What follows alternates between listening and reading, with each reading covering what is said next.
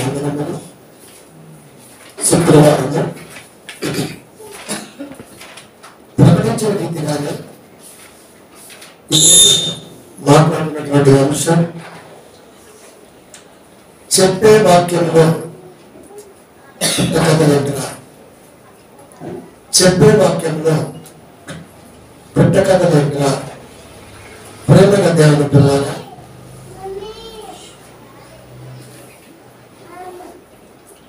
స్కూల్లో పిల్లలకి ఆత్మరక్షణ కొరకు కళాన్ని నేర్పుతుంటారు. దాంట్లో ఉన్న part blue, yellow belt, black, blue ఇలా బెల్ట్లు పిల్లలకి ఇస్తూ ఉంటారు. వాళ్ళ తప్పు ఎదుగుదల బట్టి అది అలాగే ఉంటాయి.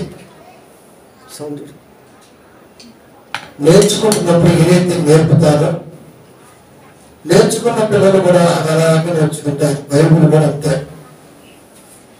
ఏదైతే సంఘానికి వస్తున్న పిల్లలకి నేర్పుతారో దానికి అలవాటు పడతారు.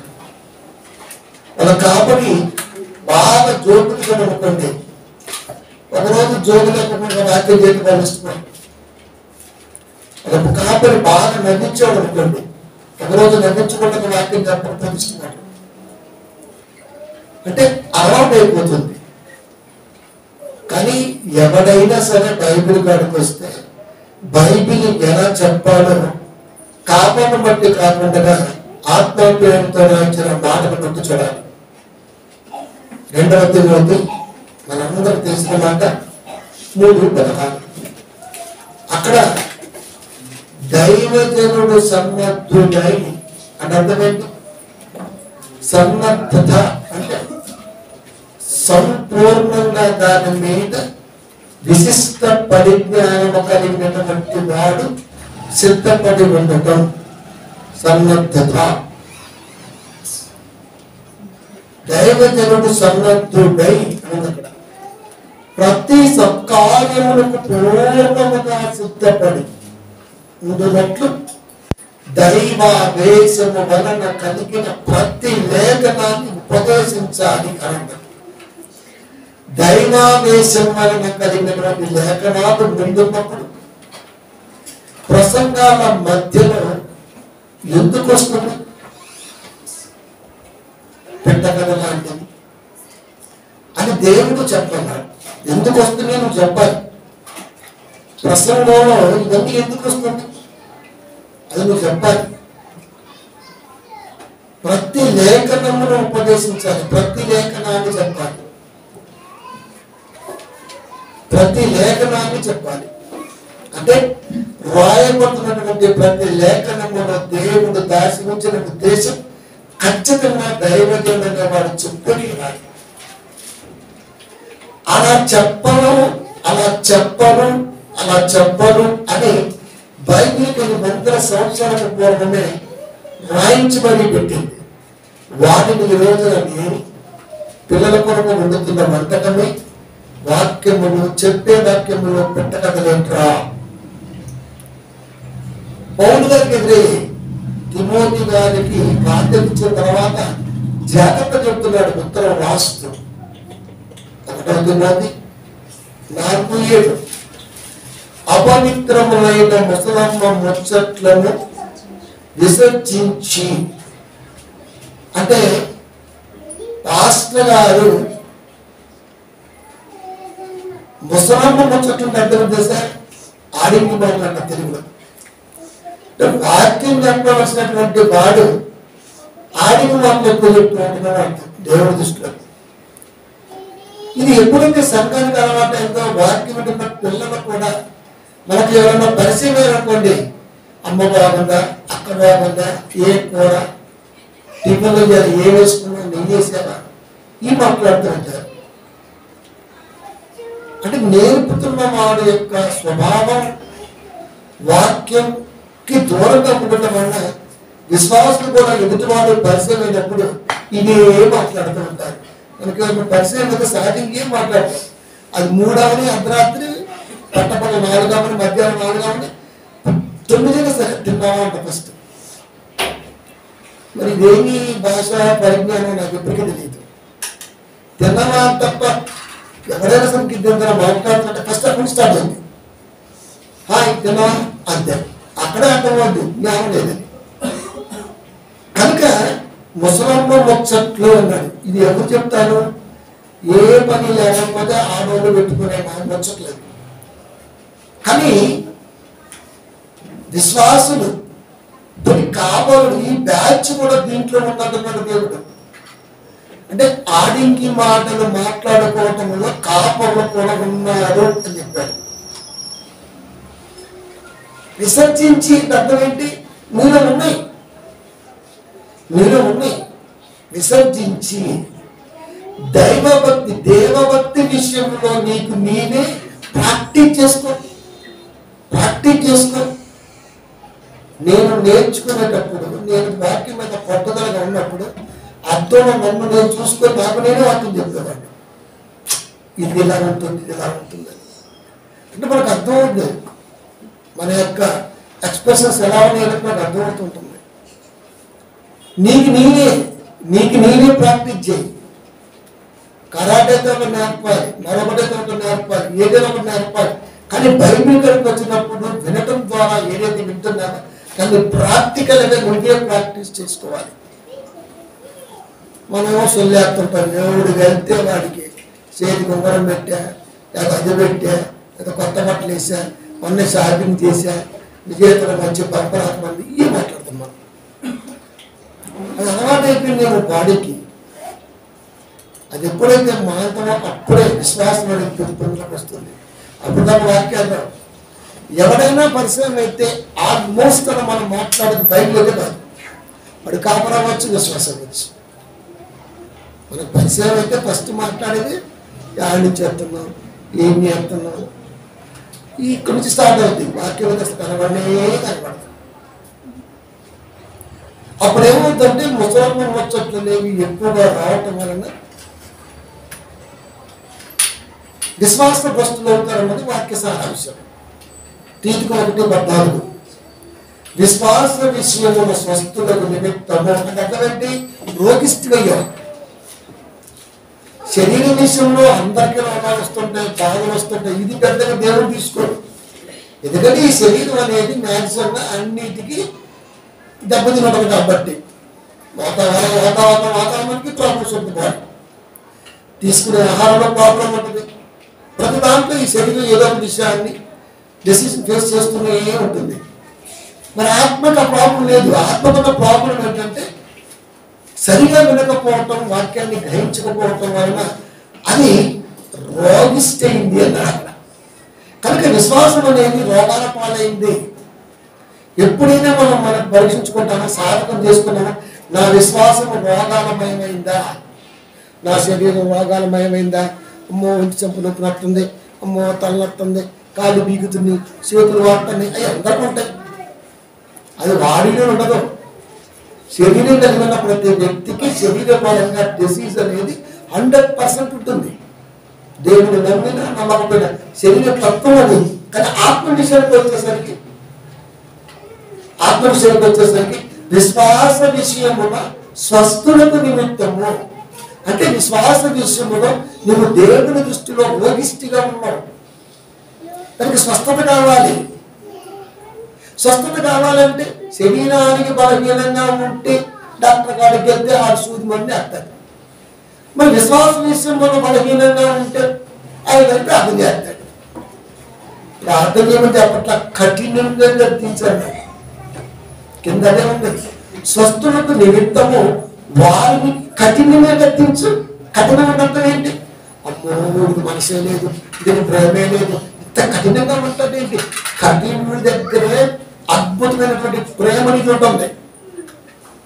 తెలుసా? మనకేమో చల్ల కబుడు చెబుతుంటారు. అసలు దెబ్బ తగలదని బాబు అక్కడ చెప్తుంటారు మనకి. దేవుడు చెప్పాడు ఆత్మ విషయంలో వాళ్ళు రోగంలో ఉన్నారు కనుక వాక్యాన్ని సంధించి నువ్వు కఠినంగా చెప్పమన్నాడు. కఠినంగా చెప్పమన్నాడు. ప్రియమైన దేవుని పిల్లలు, కఠినంగా గద్దింపుగా అంటే ఏ రేంజ్లో గద్దిస్తే మనిషి మాట్లాడతాడు చెప్పండి. ఇంకా ఎగ్జాంపుల్ చెప్తా. మన కంపెనీ త్రూగా ఒక 6 నెలల మధ్య ఇబ్బంది పెడతాడు. 6 నెలలు ఇదిగో అదిగో రేపు స్విచ్ ఆఫ్, ఇదిగో అదిగో రేపు స్విచ్ ఆఫ్. 1 నెల 2 నెలలు చూసిన, 3 నెలలు చూసిన, 4 నెలలు చూసిన గౌరవం అని ఏమండి అని మాట్లాడుతున్నా. 3 days బ్యాక్ వైన్ షాప్ దగ్గర కొడితే తెల్లారి డబ్బులు ఇచ్చాడు. కొట్టించుకోవడానికి అలవాటు అయితే కొడతాం తప్పదు. చెక్ ఇచ్చాడు, చెక్ క్లియర్ మళ్ళా పెట్టాడు మెసేజ్, చెప్పిన ఈసారి అని చెప్పిన. దీన్ని బట్టి ఏమర్థం అవుతుంది? ప్రేమ పని చేయండి. ప్రేమ పని చేయనప్పుడు ఖచ్చితంగా వార్నింగ్ ఇవ్వాల్సిందే. సంబంధించి వార్నింగ్ ఇచ్చి మరి తెల్లారి కొడతాని చెప్పి మరి పెట్టినా. 6 నెలలు ఓర్పు కలిగినట్టు తెలుసా దేవుని ప్రేమ.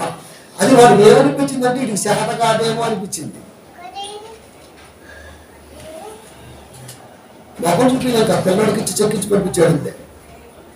ఇది కూడా చెప్పిన డౌన్ సైన్దా మళ్ళీ చెప్పిన డబ్బా క్లియర్ అయిపోయింది.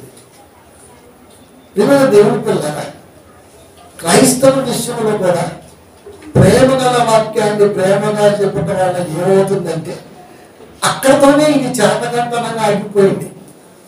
అందుకని చాలా మంది వాక్యాన్ని చాలా అంతవరకు తీసుకుంటారు. మనకెందుకు లేదు ఈ మాట బయటకంటే మనం అనుకుంటారు అని చెప్పడం భయం, లేకపోతే ఏదన్నా అంటారా ఇది. మనం అలా కాదు. దేవుడు ముందే చెప్పాడు, విశ్వాస విషయంలో రోగిస్తుగా ఉన్న వాడిని గద్దించే నేను చూసుకుంటా. కఠినంగా గద్దించు. వాడు వినకూడదని మాట్లాడితే అయ్యగారు కూతురు మాట్లాడచ్చు. అసలు భూతనే పదానికి అర్థం తెలుసా క్రైస్తవ్యానికి? మీ దృష్టిలో నేను, దేవుడు చెబుతుంది నేను.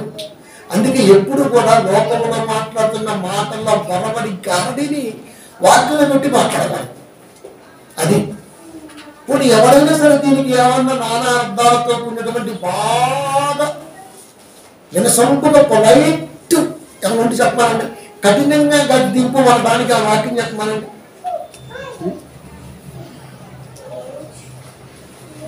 ఏమైనా దేవుడు పిల్లరా, దేవుడు చెబుతున్నది విశ్వాస విషయంలో ఆత్మములుగా ఉన్న వాడికి వాడు ఎక్కడ ఎలా ఉన్నాడో నువ్వు చెప్పాలి. అంతే, నువ్వు చెప్పాలి. కఠినంగా గద్దించుకున్నాడు కానీ దేవుడు అలా అనమన్నాడు మరి నువ్వు తెలుసుకోవాలి.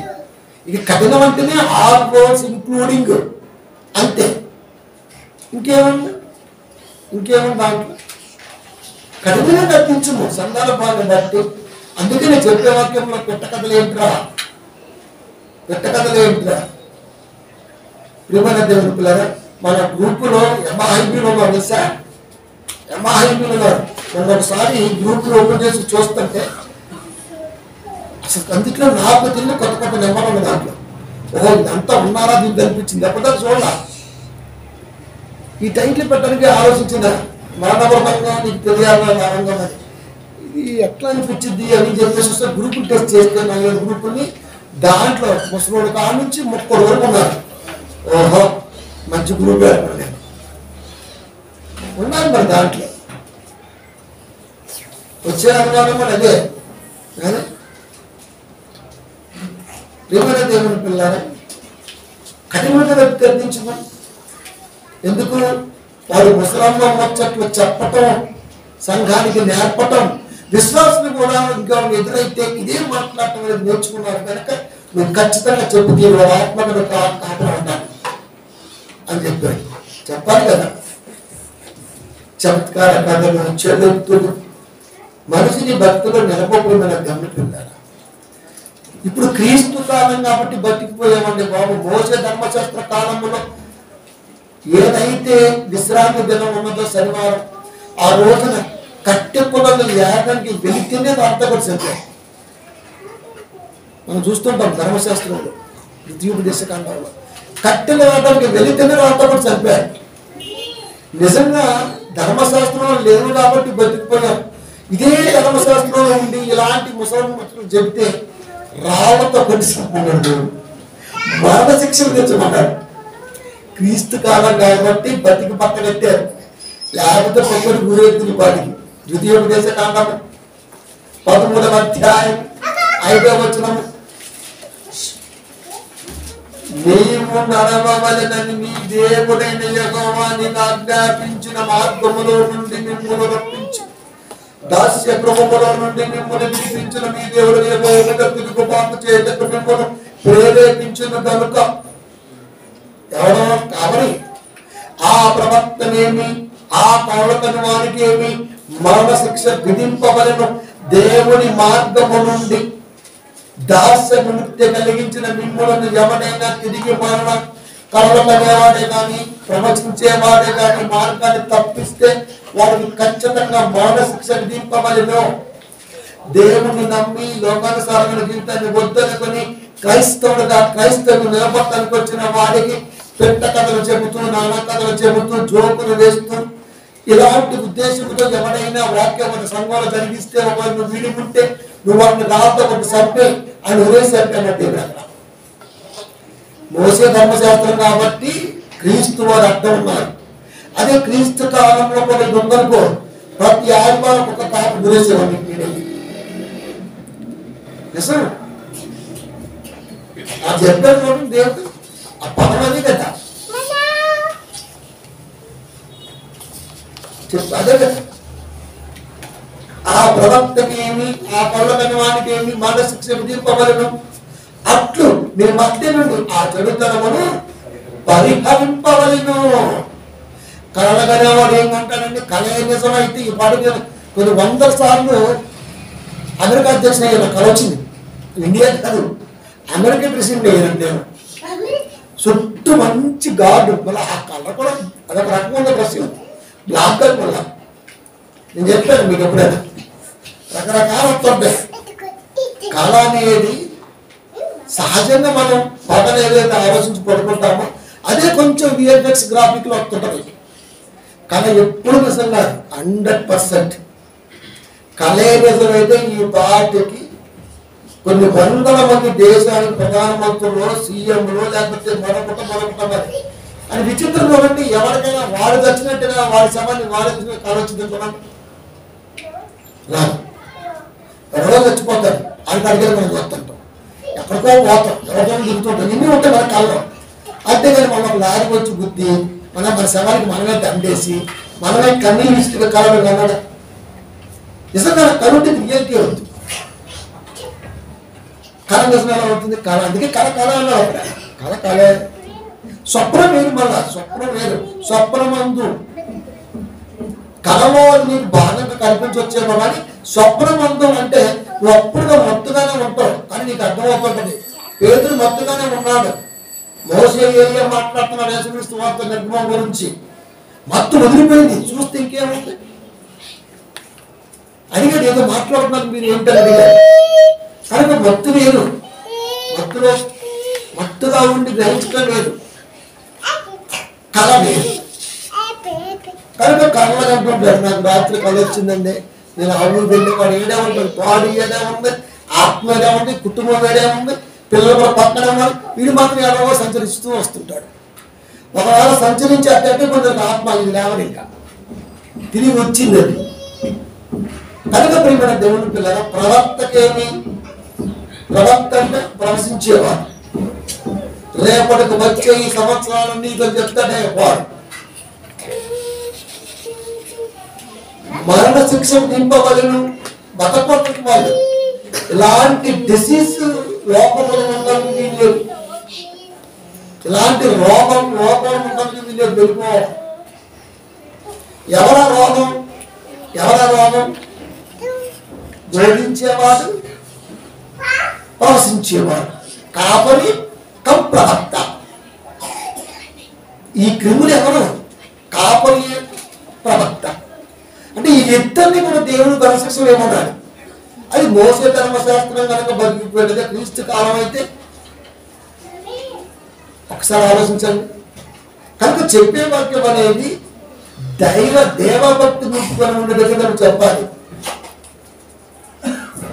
ఇర్మియా గ్రంథము 5వ అధ్యాయం 31వ వచనము, ప్రవక్తలు అబద్ధ ప్రవచనములు పలికెదరు.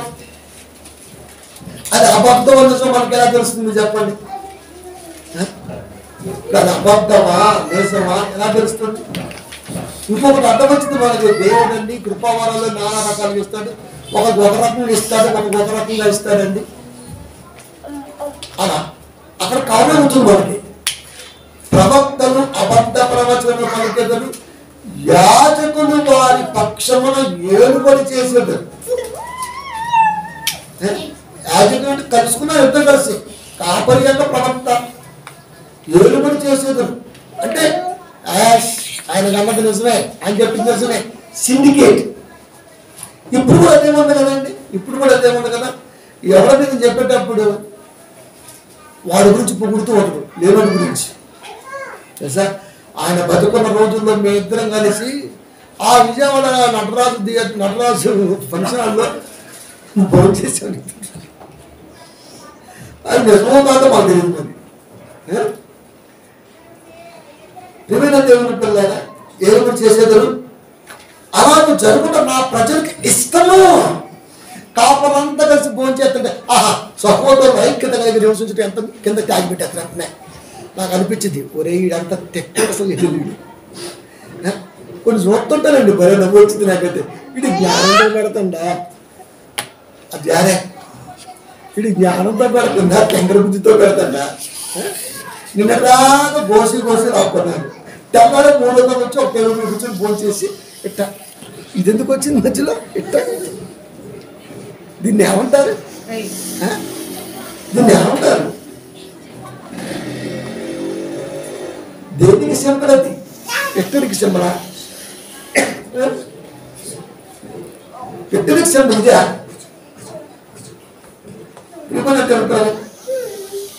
అంతే. ఇప్పుడు ఎందుకు తెలుసుకున్నారో ఆలోచించండి మీరు.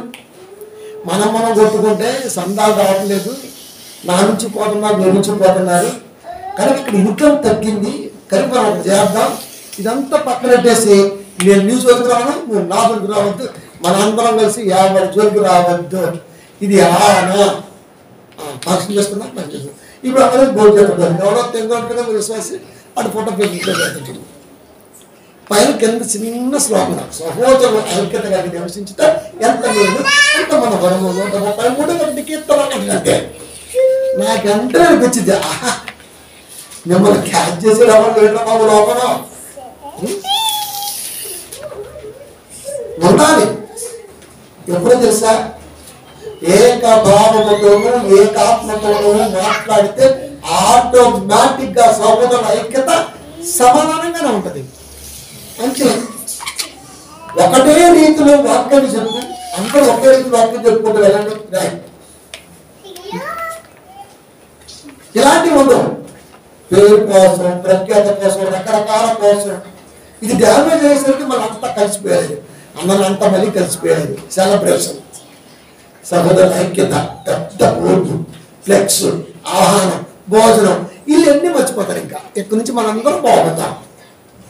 మనందరం బాగుందామంటే మీరే బాగుంటారు, సంఘం బాగుంటారు. ఇంకా అదే ఐక్యత అంటే, అదే ఐక్యత, అదే ఐక్యత. అందుకే చెప్తున్నాడు, అబద్ధ ప్రవచనములు పలికెదరు, ప్రవక్తలు పలికెదరు, యాజకులు వారి పక్షమును ఏలుబడి చేసేదరు కలిసిపోయి. అలాగే జరుగుతున్న ప్రజలకు ఇష్టము అందుకు పోస్టులు పెడుతున్నారు. దాని ఫలము పొందుతున్నప్పుడు మీరేం చేస్తారు అంటే అర్థం ఏంటి? ఒకరోజు ఖచ్చితంగా మనిషి ఉంది, అది జననం, తిరిగి మళ్ళ తిరిగి ప్రయాణం. ఇది 60-70 ఏళ్ళ సినిమానే, పెద్దగా సక్సెస్ ఉండదు, రేటింగ్ పెద్ద రాదు లైఫ్కి. ఈ తక్కువ టైంలో వాక్యం దగ్గర ప్రతి ఆలోచనతో ముడిపెట్టి సాగే వాడికి మాత్రమే 100% మంచిగా ఉంటుంది. గొర్రెలు విందాం కదా అక్కడ కనుక ప్రియమైన దేవుని పిల్లారా, దాని ఫలము నొందినప్పుడు మీరు ఏం చేస్తారు? దాని ఫలం అది ఉంది, మీరేం చేయగలరు? మేమేం చేస్తామండి? సూత్తు ఊరుకుంటాం తప్ప నువ్వేం చేయగలరు? మరి ఇప్పుడు సూత్తుని ఊరుకోవాలి. అది దేవుని పిల్లారా. కనుక ఒక్కొక్కరు ఒక్కొక్క రకంగా వాక్యంలో ఎలా జారిపోతున్నారు, వీళ్ళంతా కలిసి ఒక మూకుమ్మిడిగా ఎలా ఉండగలుగుతున్నారు మీరు ఆలోచించండి. ఎవరైతే మనకు వ్యతిరేకంగా మాట్లాడతాడో వాడి అకౌంట్ బ్లాక్ చేయమని సిండికేట్ ఫాస్టర్స్ అంతా కలిసి ఫేస్బుక్ కూడా రిక్వెస్ట్ పెట్టారు, యూట్యూబ్ లో రిక్వెస్ట్ పెట్టారు. వాళ్ళే నెగిటివ్ రిపోర్ట్ కొట్టిస్తున్నారు. అలా చాలా మంది కాపాల యొక్క యూట్యూబ్ అకౌంట్ బ్లాక్ అయ్యాయి తెలుసా మీకు. ఢిల్లీ చుట్టూ కంచేసాడు మా ముసలోడు. ఎవరైతే చెప్తారో దీని గురించి మాట్లాడుతున్న వాడి అకౌంట్ క్లోజ్ చేయండి అంతే. ట్విట్టర్ యాక్టివ్కి వెళ్ళిపోయింది, సీఈకి వెళ్ళిపోయింది అంతే. వాడు ఏం చేయడు. ఎవడైతే ఢిల్లీ గురించి రైతుల గురించి ఏం చూస్తాడో రాదు, ఎవడో దాన్ని చెప్పి బొమ్మడే పొరపాటున ఫేస్బుక్లో కానీ ట్విట్టర్లో కానీ పెడితే ఆ అకౌంట్ క్లోజ్, ఇంక రాదు అది. అంటే దీని అర్థం ఏంటి? సిస్టమ్ ఎవరి దగ్గర ఉంది? అటేమో వాడి దగ్గర ఉంది, ఇక్కడేమో మీ దగ్గర ఉంది. అందుకే చాలా మంది కాపర్ల ఫేస్బుక్ అకౌంట్ కానీ యూట్యూబ్ అకౌంట్ కానీ క్లోజ్ అయిపోయాయి. ఎందుకు? వాడి దగ్గర ఉంది, వాడు ఏదైనా చేయగలడు, ధనంతో అనుకుంటున్నాడు కదా. దేవుడు అక్కడ ఉన్నాడు, గుర్తుపెట్టుకోవాలి. దాని ఫలము నందునప్పుడు మీరేమి చేయదు, మీరేం చేస్తారు? అందుకే మీరు ఏం చేయాలంటే ప్రతి విషయాన్ని క్షుణ్ణంగా చెబుతున్న వాడి యొక్క ఉద్దేశాన్ని మీరు అబ్జర్వేషన్ చేయగలిగితే 12:25 ఏంటి? మీకు బుద్ధి చెప్పుచున్న వారి నిరాకరింపకుండాట్లు చూసుకున్నది, తెలియజేస్తున్న వాక్యంలో ఉన్న ఉద్దేశాన్ని, బాల్య ప్రపంచంలో వాక్యం పట్ల జరుగుతున్నటువంటి ఉద్దేశాలను ఎవరైతే చూపిస్తూ చెబుతూ ఉంటారో మీరు ఏ మాత్రం తృణీకరించినా మీరు ఖచ్చితంగా దాని ఫలాన్ని పొందుతారు. కనుక చూసుకునుడి అని అర్థం ఏంటి? అబ్జర్వేషన్ చేయండి. మీకు బుద్ధి చెప్పుతున్న వారు నిరాకరింపకుండా చూసుకునుడి. ఏంటి బుద్ధాకల ఆయన అంటారు, ఎవరింటికంట ఏమైనా లావాదేవీలోనే ఏంటి, ల్యాండ్ ఇష్యూస్లోనే ఏంటి, వాక్యం ఇష్యూస్ ఉంది. ఇక్కడ అందరి దగ్గర ఒకటే బైబిల్ ఉంది, కానీ చెప్పే విధానంలోనే స్వార్థం ఉంది అంటున్నాడు దేవుడు. ఎందుకో తెలుసా? ఏ పని చేయని వాడికి స్వార్థం తక్కువే ఉంటుంది. ఏదైనా పని చేసుకునే వాడికి పని దేవుడి ఉద్దేశం తప్ప మరొకటి కట్టి కనపడతారు. అప్పుడు స్వార్థానికి ఛాన్స్ లేదు. ఇంకా ఆలోచించడానికి ఛాన్స్ ఎక్కడిది? చేస్తే ఆ పని చేసుకొని వెంటనే స్వార్థ చేయాలి. ఈ రెండింటి మధ్య తలంపు ప్రయాణిస్తుంటుంది కాబట్టి 3 ఆలోచనకు ఛాన్స్ ఇవ్వదు. అట్లా పని లేదనుకోండి, ఇంకా అంటే ఉడతకి కటింగ్ యాత్ర అంట. పిల్లి ఇప్పుడు డెవలప్ అయిపోయింది. వచ్చాక అదే ఊరుకుంటుంటే ఉడత గుడ్లు పెట్టిందంట. టైట్లు ఊరుకుంటుంటే ఉడత గుడ్లు పెట్టిందంట. అది కూడా అంతే ఉంటుంది. మీకు బుద్ధి చెప్పుతున్న వాడిని నిరాకరింపకుండాట్లు చూసుకోండి. భూమి మీద మీరు ఉన్నారు, చెప్పేవాడు భూమి మీద ఉన్నారు. నేను భూమి మీద వాక్యాలు ఇచ్చాను అని బైబిల్లో చెప్పండి. వారు భూమి మీద నుండి బుద్ధి చెప్పిన వారు నిరాకరించినప్పుడు, వారు భూమి మీద నుండి బుద్ధి చెప్పి నిరాకరించినప్పుడు తప్పించుకోకపోయిన ఎడల పరలోకము నుండి బుద్ధి చెప్తున్న వారిని విసర్జించు మనం తప్పించుకోకపోతే మరి నిశ్చయముగా ఇక్కడ ఏదైతే దేవుని మాట చెప్పిన కాపరి ఉద్దేశాన్ని నువ్వు పక్కన పెట్టావో అది రాయించిన దేవుణ్ణి పక్కన పెట్టినట్టుగా పరంలోకి వెళ్ళిపోతారు. ఆ తర్వాత నువ్వు కాపాడిన వాళ్ళు దేవుడు లేదు. ఇంకా ఆ సచ్చినాక చూసేవా సత్తామండి అంటే అసలు సినిమా అప్పుడే స్టార్ట్ అయింది కదా. ఇలాగ తెలియంది ఏంటంటే కంటి కనవన్న వాడు ఎన్ని గోళ్ళ పెడుతుందో తెలియదు. అది ఒక వ్యక్తి ఎక్కడి నుంచి వెళ్ళిపోతే ఆయన పూడ్చొచ్చి దాని కన్నీళ్ళు కలిసి మూసుకుంటాం, కానీ ఆడ అక్కడ ఎంత ఏడుతుండో మనకు తెలియదు. కొన్ని మనమేం చేస్తాం అది తెలుస్తుంది, కానీ లేదు ఛాన్స్. ఇద్దరి మధ్య అగాధం ఉంది కాబట్టి చెప్పుకునే ఛాన్స్ లేదు. అది చాలా మంది వరకట్నం వేధింపులకి ఆడపడుసులు అత్తామామలో మరుదులు కలిసి ఉరేస్తూ చంపినటువంటి తయారని అర్ధరాత్రి ఇంటికంతా అట్లా ఆ టైంలో మనం ఏం చేస్తామో ఓ టీవీ చూడటమో, లేదా బైబిల్ చదువుకోవటమో, లేదా ఒక వాక్యం వింటామో, లేకపోతే ఇంకేదో చేస్తుంటాం. కానీ అక్కడ ఏం జరుగుతుందో మనకు తెలియట్లా. ఎందుకంటే ఈ 4 గోడలు దాటి మనం ఉంటున్న ఇంటి వాతావరణం దాటి మన ఆలోచన కానీ మన దృష్టి కానీ బయటికి వెళ్ళి బయట ప్రపంచాన్ని స్కాన్ చేసే తత్వం లేదు. ఆఫ్టర్ ఆల్ భూమి మీద ఈ 4 గోడల మధ్య దాటిన చూపు లోకాలు దాటి వెళ్ళవలసిన దేవుని తీర్పులు అనుభవిస్తున్న శిక్షా తీరుని ఎలా గమనిస్తుంది? తెల్లని పేపర్ చూస్తాం, న్యూస్ చూస్తాం, అరే ఒంటిగంట అయ్యో అనిపిస్తుంది. ఆ ఒంటిగంట సమయంలో నువ్వు ఇక్కడ ఏదో క్షేమంగా ఉండాలి, కానీ మరొక చోట మరొక విపత్తు జరుగుతుంది, దానికి నీకు సంబంధం లేదు. కానీ టైం అదే నీకు తెలియదు. మేము నైట్ ఎక్కువ వర్క్ చేసేవాళ్ళప్పుడు ఫస్ట్ ఒక 5 years వరకు నైట్ వర్క్ చేసి కుకట్పల్లి మియాపూర్లో తిరిగి వచ్చి కుకట్పల్లి దగ్గర హోటల్లో కూర్చుని ఎర్రగడ్డ దగ్గర హోటల్ ఇప్పటికే ఉంటాయి టెంపుల్ పక్కన. అప్పుడే చాయ్ తాగి జస్ట్ ఒక 5 నిమిషాలు నడుచుకుంటూ వస్తున్నాం ఆటో దిగి. అంతే, అక్కడ షూట్అవుట్ జరిగిందంట. అదే సమయం నేను మీరు చాలా చూసారు, 4-5 మళ్ళీ గంట పడుకో మళ్ళీ పొద్దున్నే పోవాలి బాబా అనుకుంటూ వస్తున్నాం. కరెక్ట్గా టైం చూస్తే 4:05-4:10కి ఒక ఎన్కౌంటర్ జరిగింది అక్కడే. మాజీ నక్సల్స్ చేసే పోలీసులు అదే హోటల్లో. మరి మాతో కూడా ఉన్నోళ్ళు వచ్చాము. మేము అప్పుడు గుండెలు ఒక్కసారి వేరు ఉన్నాయి బాబోయని. అంటే మేమున్న దగ్గర ఆ కొంచెం వచ్చిన 5 నిమిషాలకి అదే ప్రాంతంలో ఒక మాజీ నక్సలైట్ని పోలీసులు వారు ఎన్కౌంటర్ చేశారు. మేమున్న స్పాటే ఓటంతా కంపే పొద్దున్నే.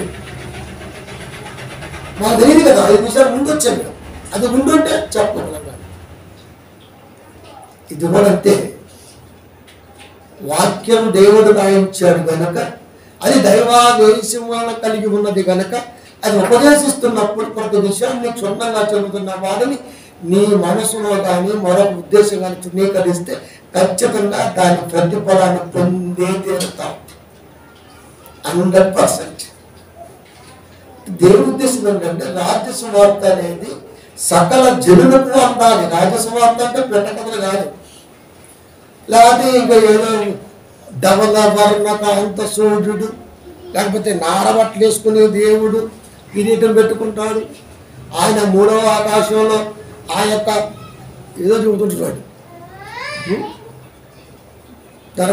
ధర్మశాస్త్రంలో దేవుని యొక్క మందసం, ప్రాకారం, మధ్యస్థం, ఇవన్నీ చిన్నవి. అక్కడే చెబుతుంది దేవుడు, అక్కడే ఉంటుందంట. ఈ మందసం అంటే ఎంత ఉంటుంది తెలుసా మీకు? ఎంత ఉంటుంది? వెళ్తే మందసం అంటే చిన్న పెట్టె అంతే. దేవుడు దాంట్లో ఎట్టుంటాడు? దేవుని నడవటం కొరకు ప్రారంభంలో పిల్లలకి దేవుడు నేర్పుకుంటూ వస్తున్న తీరులో అది మిగతాది కానే కాదు.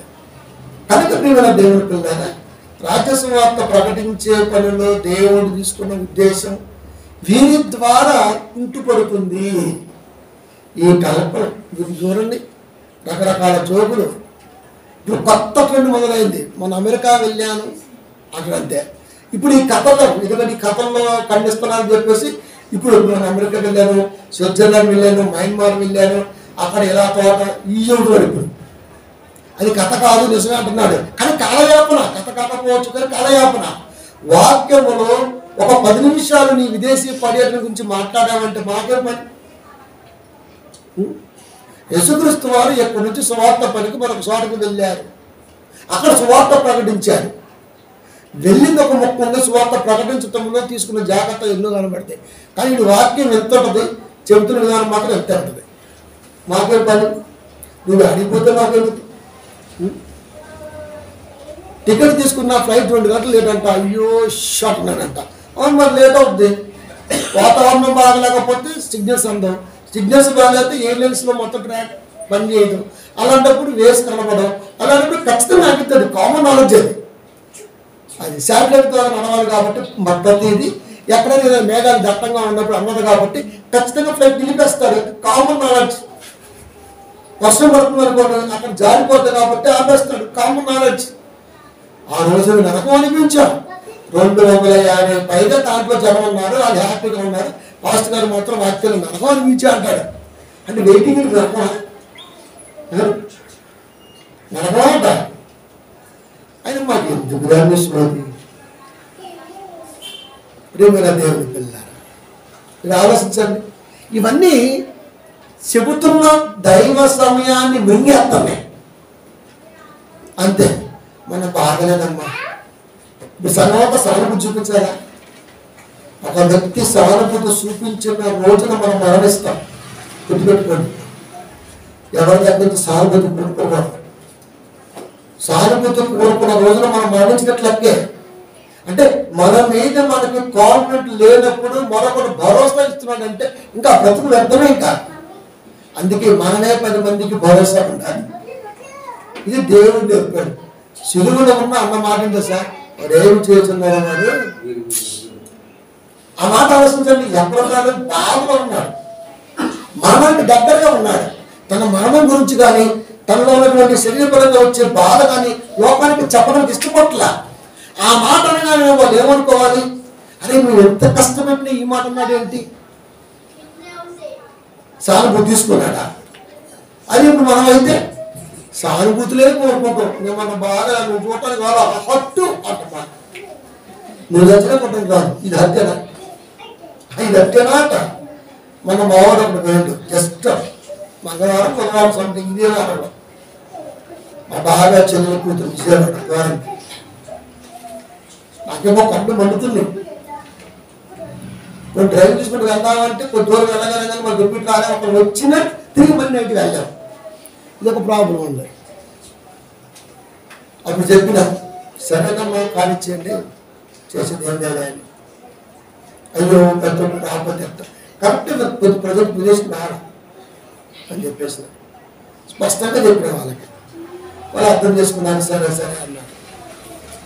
ప్రేమల దేవుని పిల్లలు కనుక ఎప్పుడైతే మనం ఇలాంటి విసర్జించకపోతే ముందు మన విశ్వాసగ్రస్తులు అవుతుంది. మన విశ్వాసానికి రోగం తగ్గిందంటే కారణం ఇలాంటి చమక్కులు, ఇలాంటి గిమ్మిక్కులు, ఇలాంటి కల్పన కథలు, ఇలాంటి న్యూ ట్రెండ్కి ఎప్పుడైనా దారి చూపించారో వాళ్ళ దగ్గర ఉండటమే. అప్పుడు సువార్త ప్రతి ఓడు రాజు సువార్త ప్రకటింపబడాలా, అది తర్వాత అర్థం వచ్చింది. ఇది ఏమన్నా నావుకోటే చెప్పడానికి, నావుకోటే. ఒక వ్యక్తిలో వాక్యం నిలబాలంటే విద్య వాడు విత్తుతుంటే ఎత్తుకొని పోతూనే ఉన్నాడు. వాడి పని వాడే. ఒక కాపని అడమరిక లేకుండా చెప్పే వాక్యాన్ని ఏ సంఘం తీసుకుంది రోజు? గలతీ సంఘంలో ఇంత గొప్పగా నిలబెట్టి జస్ట్ పక్కకే వచ్చాడంతే. భిన్నమైన సువార్త కట్టుకుని తిరిగి కూర్చోడు. నాకు ఒక కాపని ఎత్తపడుతున్న వాక్యం సంఘంలో పిల్లల హృదయంలో ఉందంటే ఎవరు నమ్ముతాడు? అసలు నమ్ముతాడు? చెప్పి ఒక గంటన్నర మెసేజ్ తిరిగి 6 రోజుల పాటు వాడు మనసులో ఉందని చెప్పడానికి ఎవరుంటాడు? అసలు ఉంటున్నాడు. ఏ రకంగా డేంజ్ చేస్తుంది. ఎందుకంటే మనం ఎక్కువగా దాంతోనే మాట్లాడతాం కంటే. అందుకే మీరు చూడండి, ప్రార్థన చేస్తున్న నక్కులు సందర్భం తగ్గ ప్రార్థన ఉండదు. శవంతో కూర్చొని కూడా ప్రభు కష్టపడి సంపాదించిన బిడ్డ ఆస్తి వాళ్ళ బిడ్డ పక్కన మీరు ముందుగా సిద్ధపరిచారు. అబ్బా ఏం ప్రార్థన అండి, ఏం ప్రార్థన అండి, ఏం ప్రార్థన అండి. పౌలు లాంటి ఉత్తంకుడు, అపోస్తలు లాంటి మహాగనులే ప్రారంభ శతాబ్ద కాలంలో వాక్యాలు స్థిరపరిచి అలా వెళ్ళి ఇలా వచ్చేసరికి పత్రమే దిగిపోయారు. నేటి కాలంలో వాక్యం పట్టుకొని దానే ధ్యానిస్తూ దానమైన ఉంటారండి. ఎవరు నమ్ముతాడు? ఎవరి విశ్వాసానికి వాడే రోగం తెచ్చుకునే ఆలోచన చేసుకుంటున్నాడు. తెలుసా? ఎవరి విశ్వాసానికి వాడే. ఇప్పుడు ఈ శరీరానికి రోగం వస్తే కారణం ఎవరండి? ఎవరైనా ఉంటాడు? ఎవరైనా ఉంటాడు? ఎవరైనా అవ్వచ్చు. మరి విశ్వాసానికి రోగం వస్తే అది నువ్వే అవ్వచ్చు. ఎందుకంటే మనలో ఉన్నటువంటి విశ్వాసం శరీరపరంగా రోగం వస్తే ఏమో డ్రింక్ తాగాము, అది ఎక్స్పర్ట్ అయింది, వామిటింగ్ అయింది. చాలా మంది పిల్లలకి ఆహారం పెడుతుంటారు, కలుషితం అవుతుంది. వాళ్ళకి సంబంధం లేకపోయినా వాళ్ళు బారిన పడుతున్నారు రోగాల కారణం. కానీ ఎవరైనా కారణం కావచ్చు. ఈ శరీరపరంగా బలహీనతకి ఎవరైనా కారణం కావచ్చు, కానీ విశ్వాసపరంగా బలహీనతకు మాత్రం కేవలం నువ్వే రోగం తెచ్చుకుంటావు. మళ్ళా ప్రభు అని మాట్లాడుతున్నావు. ఇంతమంది ఇన్ని రకాలుగా సువార్థికులు ఇలా ఉన్నప్పుడు రోగాలకు ఏమొస్తాయండి? సంఘాలకి ఏమొస్తాయి? విసర్జించి మనము తప్పించుకోవడం నిశ్చయం కదా. కనుక రాజ్య సువార్త ప్రకటింపబడాలి, అందరికీ సువార్త అందాలి. ఈ పెద్ద కథలు క్షమక్కులు ఏమక్కులు ఉంటే ఎట్లా? 2వ తెస్సలోనిక 2:3 మొదట భ్రష్టత్వములు సంభవించి నాశన పాత్రుడు పాప పురుషుడు బయలు పడితేనే దాని ఆ దినము రాదు.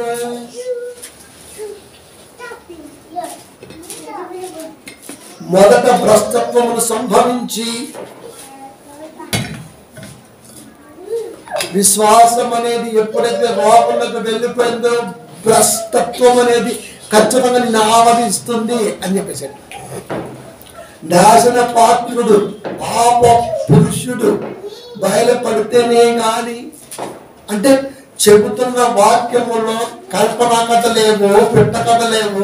ఎవడు ఏ వాక్యం చెబుతున్నాడో, వాక్యం చెప్పే పద్ధతి ఏంటో, వాక్యం చెప్పవలసిన అవసరం ఏంటో సంఘంలో కాపలు తెలియజేస్తూ ముందుకు వెళితేనే వారి యొక్క ఉద్దేశం బయలుపడింది. అలా బయలుపడటమే రాజ్య సువార్త ప్రకటన. ఆ ప్రకటన జరిగితేనే 2వ రాకడ. కథ చెప్పుకుంటూ, నవ్వేసుకుంటూ, గుళ్ళేసుకుంటూ, డాన్స్ వేసుకుంటూ, వేసుకొస్తూ వారి చిన్న పాకెట్స్ దాంట్లో పండేసుకుంటూ ఇలా ముందు పోతూ ఉంటే ఇంకెక్కడ?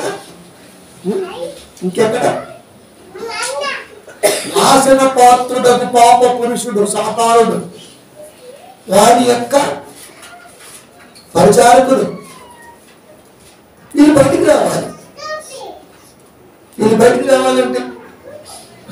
రావాలంటే వాక్యాన్ని వాక్యంగా చెప్పటమే నేర్చుకోవాలి, అంతే. అప్పుడే 2వ రాకడికి ఛాన్స్ ఉంటుంది. అంతేగాని ప్రభు 2వ రాకడ రావాలి ప్రభు ఎందుకు వచ్చింది? నువ్వు ప్రార్థించే వచ్చేది 2వ రాకడ కాదు కదా. కనుక ప్రతి కాపరి కూడా ఈ యాంగిల్లో దేవుని యొక్క ఉద్దేశాలు స్థిరపరిచే ఉద్దేశము, వాక్యాన్ని ఎలా బోధిస్తూ ముందుకెళ్ళాలని ఎప్పుడు అనుకుంటాము. అది అందరూ ఒక్కరు కదండి. అందరూ అనుకున్నప్పుడే ఖచ్చితంగా వారి యొక్క ఉద్దేశం మనకు అర్థమైపోయింది. కాబట్టి రాజ్య వార్త ప్రకటన ముందుకెళ్ళిపోతుంది. లేకపోతే 3:2 పిలిపి కుక్కల విషయంలో జాగ్రత్తగా ఉండి అలా లేరు. మరి ఆ సువార్త ప్రకటించే ఉద్దేశంలో లేదు. దుస్తులైన పనివారి విషయమే జాగ్రత్తగా ఉండు. దుస్తులైన పనివారు, దుస్తులు చేత ఆవరింపబడ్డ కాపరి సమూహము, సిండికేటింగ్ ఇదంతా మొత్తం కంప్లీట్ బిజినెస్.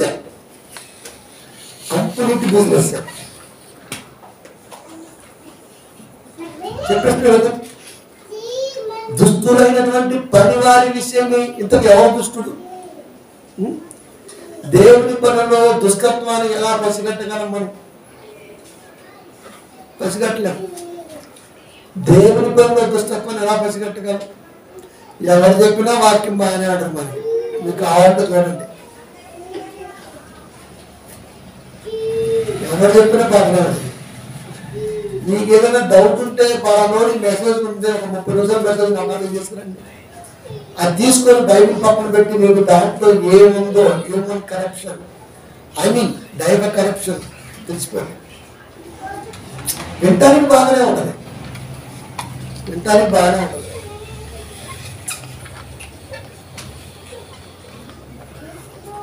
మొదట భ్రష్టత్వములు సంభవించి నాశన పాత్రుడకు పాప పురుషుడు నిలబెడుతుంది. కానీ ఆ దినము రాదు.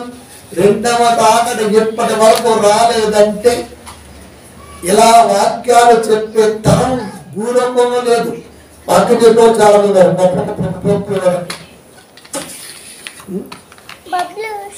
ఈ మధ్య ఫేస్బుక్ లో మమ్మల్ని ఇజ్రాయెల్ దేశం వెళ్ళిపోతున్నారు వెళ్ళిపోతారు అంటున్నాడు. మరి మా క్రైస్తవులు కనిపెట్టిన మరి ఆ కారు మాట్లాడండి. ఆహా ఎవరు వాడు మాట్లాడుతున్నమాట నవ్వుతుంది. మరి క్రైస్తవులు కనిపెట్టిన కారు ఏంటిరా అంటే నువ్వే చెబుతున్నావు ఆల్రెడీ క్రైస్తవ దేశం ఒకటి ఉందని, క్రైస్తవులు అంటూ విడివిడిగా ఉన్నారని. యేసుక్రీస్తు అందరికీ వాడేదో నోరేసుకుని వాడడానికి నువ్వెలా మాట్లాడతావు? పెళ్లి కనిపెట్టింది మావాడు, మా పెళ్లి మాకు ఇచ్చే, ఫోన్ కనిపెట్టింది మావాడు, మా ఫోన్ మాకు ఇచ్చే. క్రైస్తవులు ఎన్ని ఇచ్చేది నువ్వు వెళ్ళిపోతావు, యాడికి వెళ్ళిపోతావు నువ్వు? అవగాహనండి నీవు కొత్తగా పెళ్ళి ఉంటుందేమో మరి నువ్వు సప్తగా ఉంటే పిల్లల ముందు మొబైల్ వచ్చి మనకి నిన్నే ఉందండి. అది కామనే ఆడడం చల్లం పిల్లల ముందే వెళ్తే మొబైల్ వచ్చింది. ఇది మొత్తం కాకపోతే పక్కన సొంతంలో నాకు అనిపించింది ఇలా షూట్ చేస్తుంది అనిపించింది. మా క్రైస్తవులు మాకు ఇచ్చేయండి, కారు మాదే, కారు ఇంజిన్ మాదే, వీళ్ళు మాదే, దాంట్లో యూకు మాదే. యేసుక్రీస్తు ఖగోళం మీద నరులకు నివాస యోగ్యమైన భూగోళం మీద యేసుక్రీస్తు వారు అందరికీ పంపే వాడికి తెలియక వాగాడు. నువ్వు తెలుసుకున్నావు, నువ్వేం చేయాలి? ఏం చేయాలి?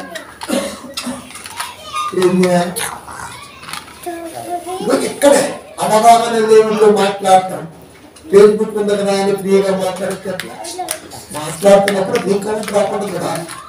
కౌంటర్ వేస్తే అది కౌంటర్ అవ్వాలా అంతే. మళ్ళీ వాడు పింక్ కౌంటర్ అయ్యకూడదు. మళ్ళీ మనమే ప్రశ్నించడానికి వాడు మెసేజ్ పెట్టామనుకోండి, ఒక కామెంట్ పెడతామండి మనం, వాడు మళ్ళీ మనకి తిరిగి కామెంట్ పెట్టామనుకోండి మన కోపం చేస్తుంది. అంటే వాడు తప్పనుకుని మనం కామెంట్ చేసాం, అది కాదు ఇదే వాడు కామెంట్ చేస్తాడు, దాన్ని జీర్ణించుకోలేము, మళ్ళీ మనం కామెంట్ పెడతాం. ఇక పెరుగుతా ఎంత అయింది కొండ వీడి చేంతాడంతా. వాడు కామెంట్ పెట్టినప్పుడు అనుకోవాలి వీడు కామన్ సెన్స్ లేనటువంటి వాడని. అది ఫేస్బుక్లో ఇద్దరు చెప్తే రాజ్యం గెలిచిద్దా? ఫేస్బుక్లో నిజాలు వెళ్తే పౌరుషం ఉంటే తెలిసిద్దా? పౌరుషం తెలియాలంటే నువ్వు ఫేస్బుక్లో వెళ్ళినప్పుడు వెంటనే కాల్ చేయాలి. ఫోన్ నెంబర్ ఉంది కాబట్టి, పోస్టర్లో ఫోన్ నెంబర్ ఉంటుంది కదా, కాల్ చేసి పరోసాట ఓపెన్గా మాట్లాడతాం, నేను రెడీ అని చెప్పాలి అంతే. అందుకే చెప్తున్నాడు 3:2 క్లిప్, కుక్కల విషయమే జాగ్రత్తగా ఉండే ఎవరొక జాగ్రత్త, దుర్మార్గులైన పనివారి విషయమే జాగ్రత్తగా ఉండే. ఫిలిప్పీ సంఘానికి పౌలు గారు ఉత్తరాన్ని రాస్తూ ఆ సంఘములో ఉన్న కాపం అంటున్న మాట అంటే తెలుసా? కుక్కలు. ఎవరన్నారు ఈ మాట? పౌలు గారు అనొచ్చా? ఎదుటి కాపరిని ప్రేమించలేనుడు కాపరే. వాడు కాపరేది ఇక ప్రేమిస్తులకి. కుక్కను ప్రేమించని చెప్పేసి పత్ర పండిస్తుంటామండి మనం. కుక్కని ఆవిడ దాడ గడ్డేస్తాం, మనం ఆ బయట వాళ్ళని దాడ గడ్డేస్తాం. అందుకని మనతో పాటు దానికి గడ్డెక్కిచ్చేస్తామా? ఎక్కిచ్చేద్దాం. ప్రేమ దేవుడి పిల్ల కుక్కల విషయమే జాగ్రత్తగా ఉండు మాట్లాడుతూ, దుస్తులైన పనివారి విషయమే జాగ్రత్తగా ఉండు.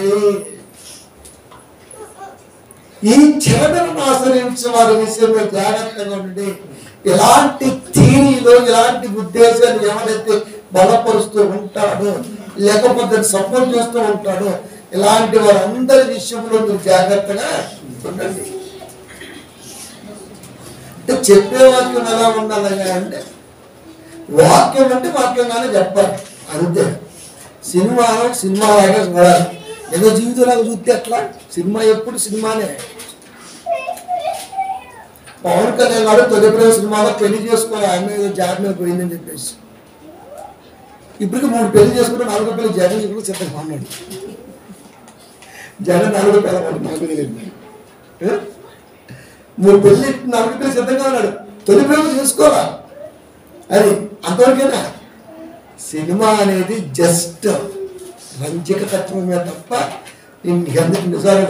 సినిమా నిజమైతే ఎంత బాగుందండి. స్క్రీనే 3 గంటలు అయిపోయినాక మామూలు అయిపోతారు ఇక్కడ కదా. ఇంద్రాలు ఏం చెప్పాడండి చిరంజీవి డైలాగ్? హిందూ ముస్లిం బాయిగా ఉంటే వెళ్ళకి వస్తే బాగా అన్నాడు లేదా? మరి ఏం చేశాడు? సినిమా వేరుంటుందండి,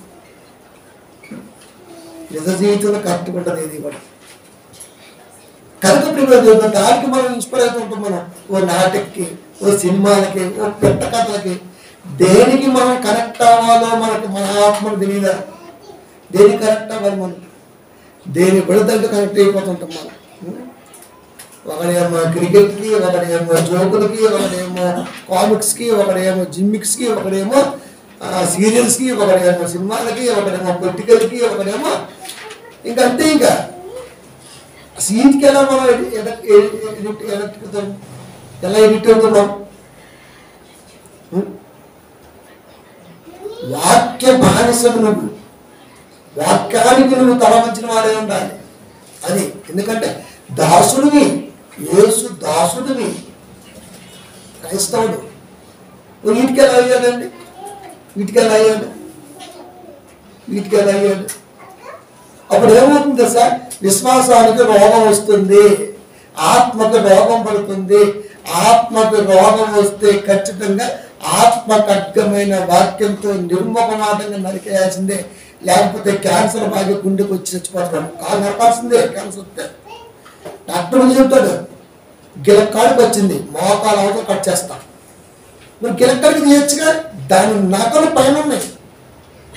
మోకాల కాడికి కట్ చేస్తే కుంటి లైఫ్ ఉంటుంది. ఇష్టమా? లేదంటే చెప్పు, వదిలేస్తా, చచ్చిపోతాడు. ఇట్టాగు చచ్చిపోతాడు, అట్టాగు చచ్చిపోతాడు. కానీ సావటం అనేది ఇష్టం ఉండదు కనుక కాలు తీయించుకుంటాడు. ఇక ఆ కుంటికాలతో 2 సెట్టలు వేసుకొని ఇంకా పిల్లగాలు అడగొడతా ఉంటే జోరు వేసుకొని తింటా ఉంటాడు. వీడు పెట్టాల్సింది వీడికి పెడుతుంటారు. ఇంకా అది కూడా బతికేనా? ఇది కూడా అంతే, ఇది కూడా అంతే. ఆత్మకి రోగం తగిలితే వాక్యంతో నరికేయాల్సిందే, లేకపోతే అది నరకానికి తీసుకెళ్లే ఛాన్స్ ఎక్కువగా ఉంటుంది. అది అది నీ అంతరికి నువ్వు ఇచ్చిన ఛాన్సే. అపవిత్రమైనటువంటి ముచ్చట్లకి, ముసలమ్మ ముచ్చట్లకి, చమత్కారానికి, కల్పన కథలకి నీకు నువ్వే సరెండర్ అయ్యావు. నిన్నెవ్వరూ సరెండర్ చేయలే. మనమే మనమే మనమే ఇంతమంది వాక్యం చెప్పేవాళ్ళు ఉన్నా నాకు ఎందుకు నచ్చుతుందో చెప్పండి. అంటే వాళ్ళంటే నాకు గిట్టదనే. ఉన్నది ఉన్నట్టుగా చెప్పటంలో ట్రాక్ తప్పుతున్నారంటే ఖచ్చితంగా ఎలా చెప్పగలుగుతున్నాం? ట్రాక్లో ఉన్నాం కనుక చెప్తున్నాం. అది ఏం చెప్పిందే కరెక్టా అంటే, ఏం చెప్పింది ఆయన చెప్పింది కరెక్ట్ అవ్వదు. ఎప్పుడు వాక్యం చెప్పిందే కరెక్ట్ అవుద్ది. అది చూసేవాడి ఉద్దేశాన్ని బట్టి కరెక్ట్ అవుద్ది. అది ఉందా లేదా? ఒక దశరథ సంఘం చూడండి, ప్రారంభ సంఘం చూడండి. పౌలు గారు వెళ్ళి వాక్యం చెబితే పౌలు గారు బాగా చెప్పుకుంటారు, గుడ్డిగా నమ్మేయచ్చు. చూసి నమ్మేవారి కంటే చూడక నమ్మేవారు ధర్మీలను వేసు మాటను తీసుకొని పౌలు గారికి ఆపాదించి ఆ సంఘం మౌనంగా ఉన్నా. తీసుకొచ్చిందంటే ఏం చెప్పారు? రాత్రి పౌలు గారు ఏం చెప్పారు? ఇది చెప్పారు. ఒకసారి దేశరా ఆ పత్రికలు ఉందా? ఓకే. అంటే పౌలు గారు నాకు గౌరవపరిచినట్ట, పౌలు గారు ధృవీకరించినట్ట, పౌలు గారిని డిస్కరేజ్ చేసినట్ట కాదు. దేవుడు వాక్యానికి విలువ ఇచ్చినట్టు. ఈయన బైబిల్ తీసిన పిల్లలే లేరు, కాపులే లేరు. మీరు చూడండి, ఏ మీటింగ్కి వెళ్ళినా, ఏ సంఘానికి వెళ్ళినా బైబిల్ అట్టాగే ఉంటుంది. ఆడు చెప్పుకుంటూ పోతుంటాడు, మనం వినుకుంటూ వస్తుంటాం. అంతే, అయిపోయింది. మరి అది ఉందా లేదా? ఆ పదం ఉందా లేదా? సముద్ర పదం ఉందా లేదా? అందుకే అలాంటి బ్యాచ్ని అంతా దేవుడు అంటే కుక్కల బ్యాచ్. అదే కదా. ఏది నిజమో ఏది నకిలీయో తెలుసుకునే జనం క్రీస్తు జనాంగానికి ఉండాలి, జనంలో ఉండాలి. ఏదండి? గలతీ 2:1-7 అది మరి యొక్క సువార్త కాదు. కానీ ఎందుకంటే యాస్టీజ్గా ఉంటుంది. మళ్ళా అసలు ఏ మాత్రం పట్టించాల్సి ఉంటుంది. ఇంకా క్రీస్తు సువార్తను చెరపగొని మిమ్మును కలవరపరచువారు కొందరున్నారు. క్రీస్తు సువార్తను చెరపగోరి మిమ్మును కలవరపరచువారు కొందరున్నారు. క్రీస్తు సువార్తను ఎలా జరుపుతారు? క్రీస్తు సువార్తను ఎలా జరుపుతారు? కొండ మీద కూర్చున్నాడు. 5వ అధ్యాయంలో 8వ అధ్యాయంలో దిగారు యేసుక్రీస్తు వారు. అంత సుదీర్ఘంగా ఎందుకు చెప్పారు తెలుసా? అంత సుదీర్ఘంగా చెప్పాలి, అంత సుదీర్ఘంగా దేవుని ఉద్దేశాన్ని చెప్పి తీరాలి. అంత సుదీర్ఘంగా చెప్పకపోతే అర్థం అవ్వదు. కనుక ఇప్పుడు ఎక్కడైనా సుదీర్ఘంగా చెప్పే రోజులున్నాయా? 10 నిమిషాలు, పావు గంట. 10 నిమిషాలు, పావు గంటలో నీ సుత్తే ఎక్కువ. ఒక చెల్లి, నేను ఫాదర్ అన్నప్పుడు మా తెలుగు అమ్మాయి, అమలాపురం అమ్మాయి, మళ్ళీ నేను చదువుతూ ఆమె గురించి 7 నిమిషాలు. ఇప్పుడు ఆమె ద్వారా విశ్వాసాన్ని మేము నేర్చుకోవాలా? తర్వాత భాగం వచ్చే వారం అంటాడు అంతే. ఇప్పుడు మనకేమనిపించింది? వెలిచూపు విశ్వాసం అని రాయించింది బైబిల్లో. నీ విశ్వాసం ఎప్పుడు కూడా భక్తుల్ని ఆధారం చేసుకోమన్నాడు. ప్రవక్తలు భక్తులను మాదిరిగా పెట్టుకోండి అంతే. వాళ్ళే నిజమైన ఉద్దేశం ఉన్నారు, మిగతా వాళ్ళు ఉన్నారా అంటే లేరు.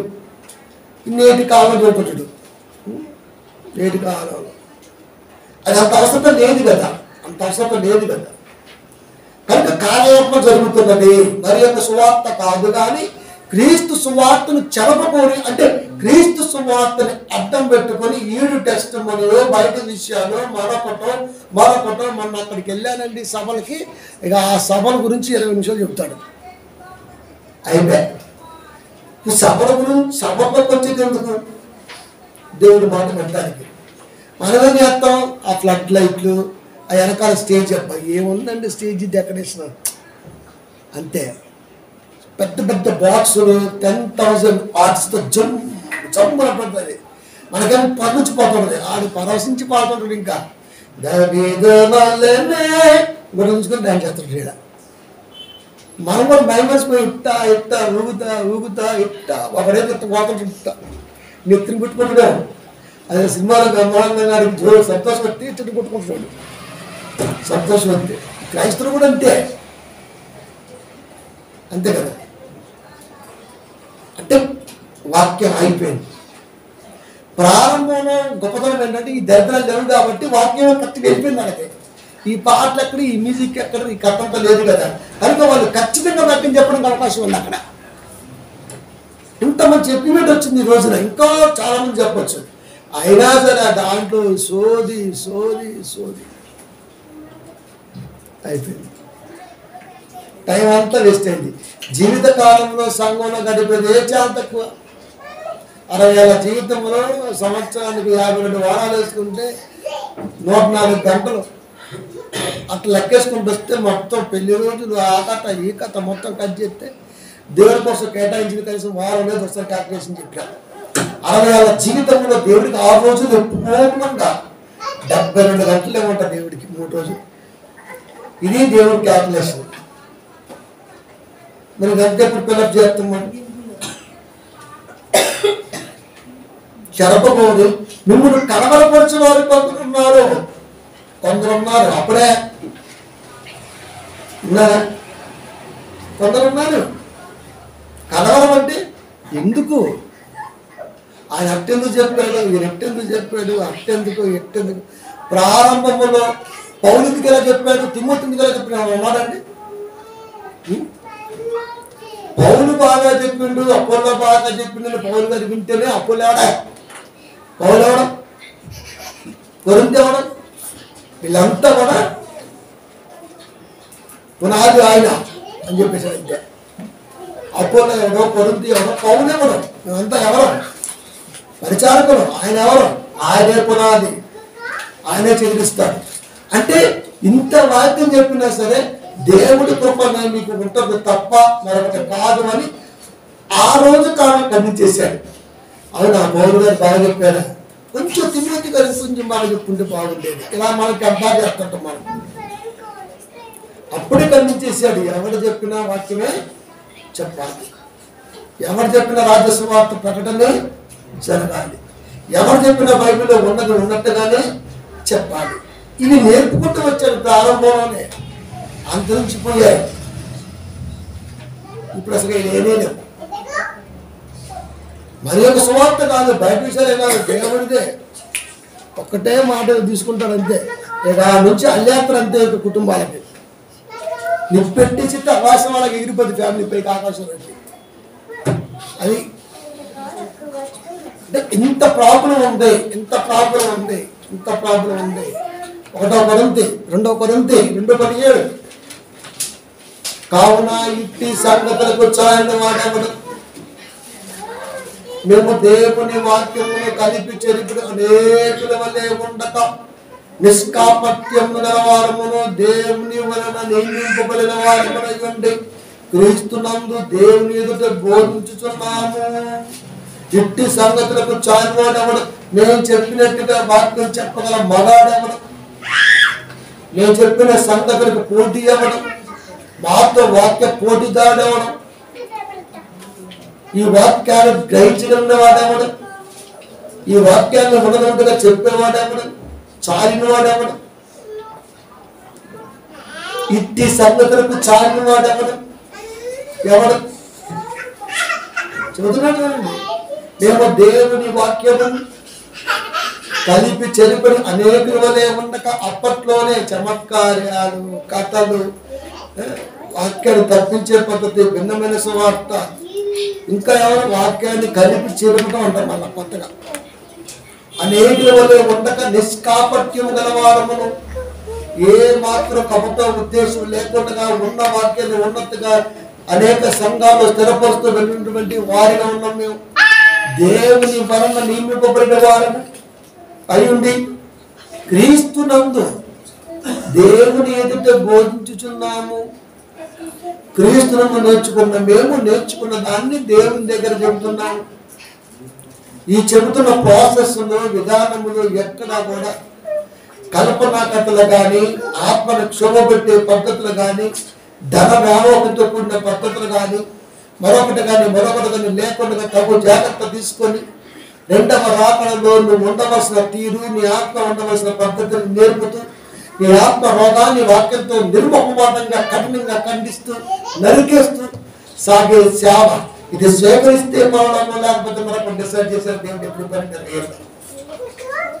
ఎంత గొప్ప దేవుడు ఇలాంటి వాడు కావాలి ఇలాంటి వాడు ఎక్కడున్నా చెప్పండి ఎక్కడున్నాడు చాలా తక్కువ రేర్ పీస్ అన్నమాట కాబట్టి ప్రియమైన దేవుని పిల్లరా ప్రార్థన చేస్తే రెండవ రాకడ వాడు నీ ప్రార్థనతో ప్రపంచాన్ని జయించడం కరోనా ఆగాలని ప్రార్థన చేసినా కరోనా ఎప్పటికీ ఆగాలని అర్థం ఏంటి నీ ప్రార్థన పరిస్థితుల్లో దేవుడు లేడు అది ఏది ఆపలం ప్రార్థనతో ప్రార్థన అంటే జస్ట్ నీ ఆలోచనకి భరోసా తప్ప మరొక వ్యక్తికి భరోసాగా ఎప్పటికీ పనిచేయదు ఫస్ట్ మనలో ఉండాలి కాన్ఫిడెంట్ ఇది నువ్వు నేర్చుకోవాలి అది ఆయనకు అర్థమైపోయింది దావీదుకి ఏమని ప్రార్థన చేయి దేవుడు నిద్రిస్తాడేమో ఎండ 3 రోజులు ఉపవాసం ప్రార్థన చేసిన బిడ్డ నరకలు పడ్డాడు మెల్ల 3 రోజులు ఉన్నాడు ఉపవాస ప్రార్థన చేశాడు దేవుడితో గోదాడాడు దావీదు అయినా సరే తన కుమారుడు మరణాన్ని ఆపలేకపోయాడు అప్పుడు అనుకున్నాడు అనవసరంగా 3 రోజులు వేస్ట్ చేశాడు అన్నమైతే ఆకలి అన్నం పెట్టాడు అంతే శవం ఆడే తినే తీరా భోజనం చేస్తున్నాడు దావీదుకి ఏమర్థమైంది ఏది చేస్తే దేవుడు తీసుకుంటాడో దావీదుకి ఒక పాఠం చెత్త తీసుకోడు ఆయన మొత్తిన తర్వాత మనం ఎలా ప్రార్థన చేస్తాం మనం ఎలా చేస్తాం ప్రియమైన దేవుని పేరు ఎప్పుడు పనిచేస్తుందంటే నీ మనస్సాక్షి హృదయం కలిగించింది ప్రవక్తగా ఉన్నాడు రాజుగా ఉన్నాడు రకరకాలుగా అంతే తిరిగి మరణం తెలుసుకున్నాడు హిజ్కియా 15 సంవత్సరాల ఆయుష్ దేవుడు మెచ్చి మరీ ఇచ్చాడు ఎవరి చేతిలో ఉంది మన చేతిలో ఉంది మన ప్రార్థన బలం ఎంత గొప్పగా ఉండాలంటే మనం తెలుసుకుని ఉండాలి హిజ్కియాకి అర్థమైంది హృదయ గర్వము చేత హిజ్కియా మరణ రోగాన్ని చూశాడు ఎలాంటి హృదయగర్వమో చేసుకున్న ఈజీగా దేవుడి దగ్గర పశ్చాత్తాపం పడితే ఆ పశ్చాత్తాపం కపటం లేనిగా గుర్తించిన దేవుడు మాలా వెనక పంపించిన ప్రవక్తను వెళ్ళో చెప్పో పెంచపో అంటే పరిమితి ఉన్న ఆయుష్కి అపరిమితమైనటువంటి ఆలోచనతో 15 ఏళ్ళు పెంచి ఇష్టనికాలు చేశారు దేవుడు. దానికి కారణం కేవలం మన ప్రార్థన. ఆ ప్రార్థన మన పశ్చాత్తాపంతో అయ్యి ఉండాలి, యథార్థంగానే ఉండాలి. అప్పుడే వింటాడు, లేకపోతే వింటాం. ఇప్పుడు దావిది ప్రార్థన యథార్థంగా లేదా? యథార్థంగా చేయొచ్చేమో కానీ దేవుడికి అది యథార్థంగా ఆ యాంగిల్లోకి రాలా. అది ఉండకూడదు, అంతే ఇంకా వెళ్ళిపోయింది. కాబట్టి మనం ఏం చేసినా తీసుకునేది మాత్రం దేవుడే, అది ఆయన ఇష్టం. కనుక ఇక్కడ దేవుడు కోరుకునేది రాజ్య సువార్త ప్రయాణములో ఆటంకంగా ఉన్న వాటిని కట్ చేసుకుంటూ వెళ్ళండి అదంతే. రాజ్య సువార్త వెళ్ళినప్పుడు ఇవన్నీ కట్ చేయండి. ఈ కట్ చేస్తున్నప్పుడు ఇవన్నీ వస్తుంటాయి. అదే కఠినం. ఆ కఠినం ఎలా ఉంటుంది అంటే ఇదేంటి ప్రార్థన కూడా వద్దన్నా, ప్రార్థన కూడా వద్దన్నా, ఏది చెయ్యాలో తెలుసుకుంటే బాగుంటుంది అన్నది అర్థం. అది కనుక ఇంత ఉద్దేశంలో దేవుడు మనకు చెప్పడం కారణం, నీ ఆత్మక్షోభ నుంచి తప్పించుకోవాలంటే వాక్యమే సరైన. కనుక చెప్పే వాక్యంలో పెట్ట కథలు వినటానికి వీల్లేదు, చమత్కారాలు ఉండటానికి వీల్లేదు, లేకపోతే కల్పన కథలు ఉండటానికి వీల్లేదు, లేకపోతే బలం ఉండడానికి వీల్లేదు. అది లేకపోతే నేను కళ్ళ విన్నాను, ఆ కళ్ళ భావంతో వాక్యం చెబుతుంటే అసలుకే వీల్లేదు. అది ఇంక వేసేటమే ఊరకే. అది నీ కళలతో పని లేదు, ఎందుకంటే ఆల్రెడీ నీ కళ నిర్వర్తించే పనిలో వాక్యం రాయించాడు. కళలో చెప్పాల్సిన అవసరం లేదు, ఇంకా కట్టి ముందే వాక్యం ఉంది. కాబట్టి ప్రియమైన దేవుని పిల్లారా, చెబుతున్న వాక్యం ఎప్పుడు కూడా స్ట్రైట్గానే ఉండాలి, యథార్థంగానే ఉండాలి. రెండవ రాకడ సంబంధించిన పార్ట్లో ఒక భాగమై ఉండాలి. అప్పుడే విశ్వాస విషయంలో స్వస్థత లభిస్తుంది. లేకపోతే మన విశ్వాసం రోగాన బారిన పడుతుంది. ఏ డాక్టర్ నయం చేయలేనిది ఈ రోగం. ఈ అనేక మంది ముందరకు రెండవ రాక రాలేదు. రెండవ రాక రావడం కారణం ఇదే. కాబట్టి ప్రియమైన దేవుని పిల్లారా, చెప్పే వాక్యం ఎప్పుడు కూడా వాక్యంగానే చెప్పాలి తప్ప మరో రకంగా చెబితే ఒప్పుకోడు. కనుక ఇన్ని రకాల జాగ్రత్తలు, ఇన్ని కాలాల్లో ఉన్నటువంటి వాక్య ప్రయాణ పద్ధతులను చెబుతూ ఈ వాక్యాన్ని దేవుని రోజున మనకి తీసుకొచ్చి అందించారు. అది సువార్త. మళ్ళీ టెన్షన్ అవద్దు, మరి ఒక సువార్త అది సువార్త. కాకపోతే క్రీస్తు సువార్తను చెరపబోయి అంటే యేసుక్రీస్తు వారి లక్ష్యాన్ని సమాధి చేసే సువార్త ఈ వ్యక్తులు ఆచరిస్తున్న సువార్త అంతే.